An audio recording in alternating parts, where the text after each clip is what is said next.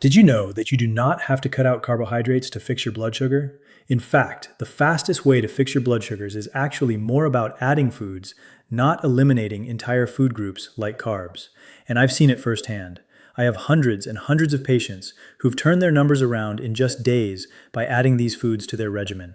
And not just temporarily, they're still able to keep their sugars low without medications for months and even years.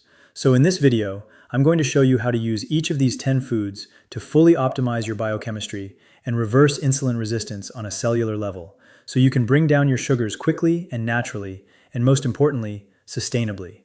Before I get into the first one, do me a quick favor. If you want more videos that explain the why behind your body instead of just handing you a pill, hit subscribe, give this a like, and leave me a comment telling me what your morning fasting number was this week. I read them, and the age and numbers of this audience genuinely shape what I cover next. So, let's get into it. Here is what almost no one explains to you in a 12-minute office visit. High blood sugar almost always starts upstream with a hormone called insulin. Insulin is the hormone that unlocks your cells, so glucose, that is the sugar in your blood, can get out of your bloodstream and into the cell where it belongs. When you have spent years riding the blood sugar roller coaster, your cells stop answering the door. The insulin knocks, and the cell stays shut. We call that insulin resistance. Your pancreas pumps out more and more insulin to compensate, your blood sugar climbs anyway, and the standard answer is a prescription that pushes even more insulin into a system that is already drowning in it. The system makes money when you stay sick, not when you get well. That is economics, not malice. There is no revenue and no time on a short office visit to teach you how food talks directly to your insulin receptors, so I am going to. I'm Dr. Next, and every one of these 10 foods does one of 3 jobs. It slows the sugar coming in, it cools the inflammation that keeps your cells deaf to insulin, or it wakes the insulin receptor back up so your own body does the work it was designed to do. You do not have to do all 10 tomorrow. Add them in over the next couple of weeks and stack them. Let me show you the first one. The first food is fenugreek seeds.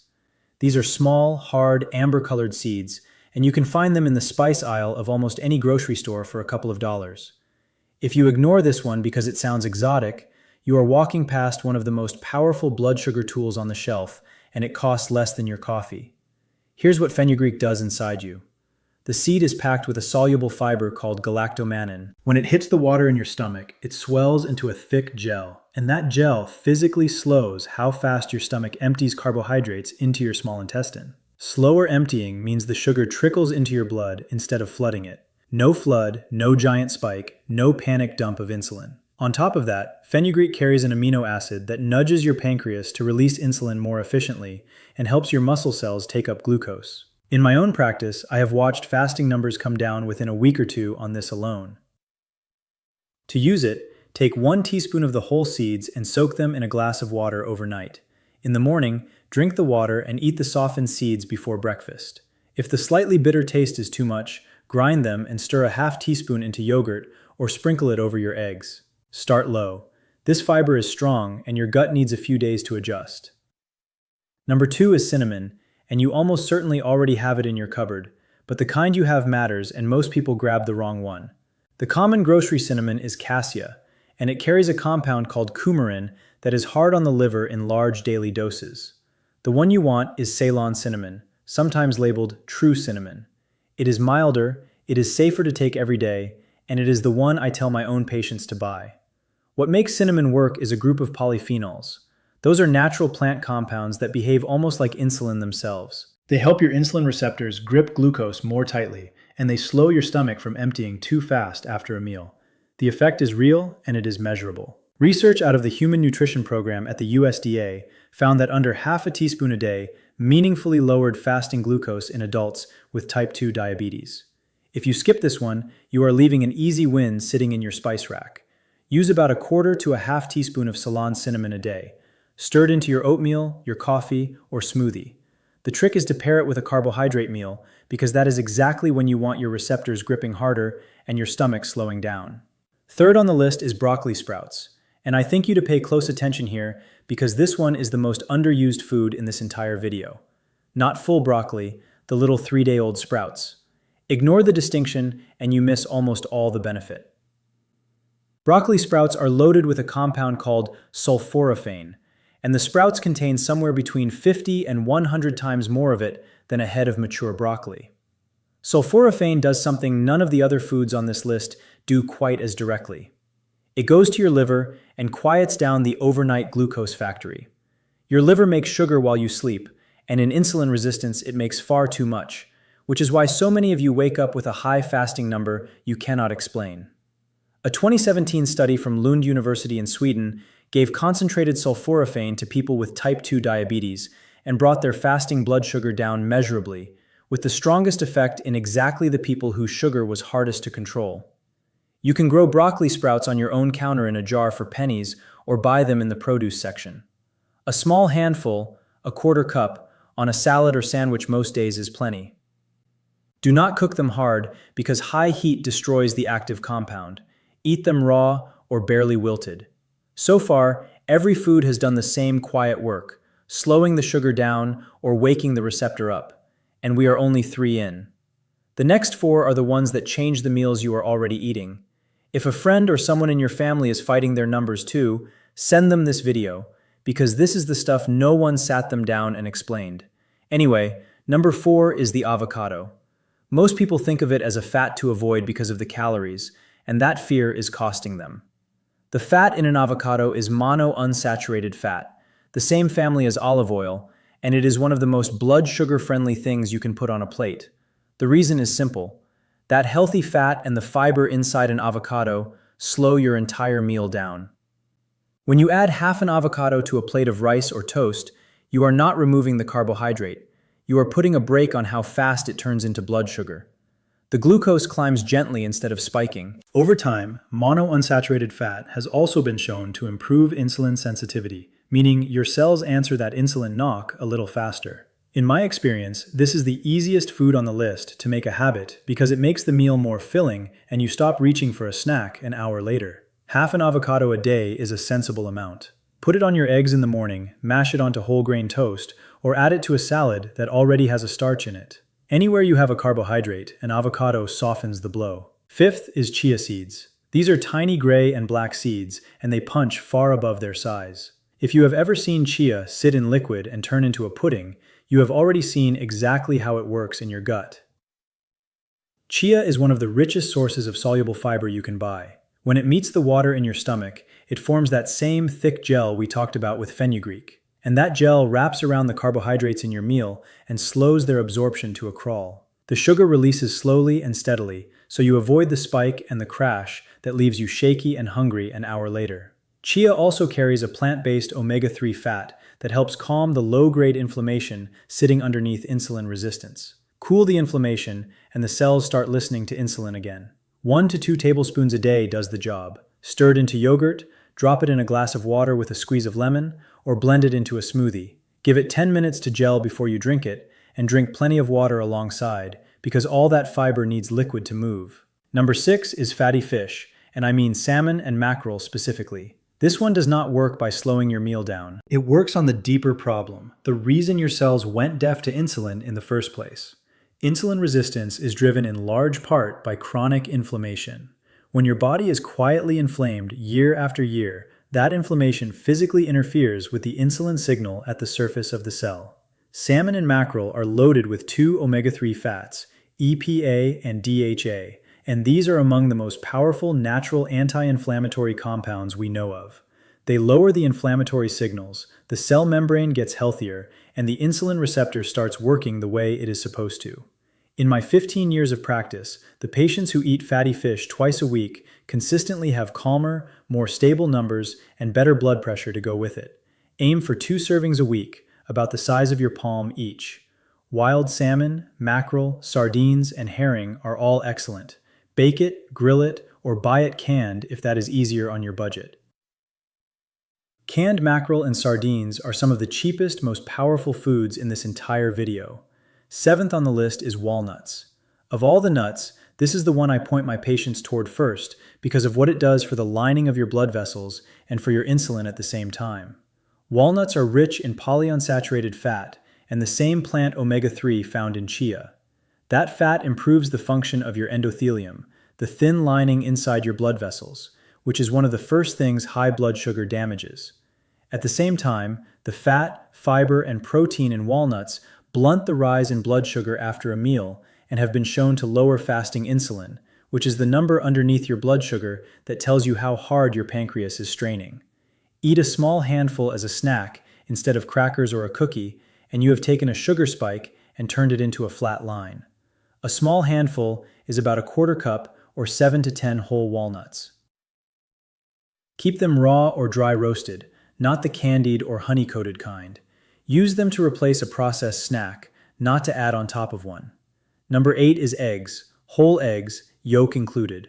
For years, people were told the yolk was the enemy, and that bad advice pushed folks toward sugary breakfast cereals that were far worse for their blood sugar. Let me set that straight.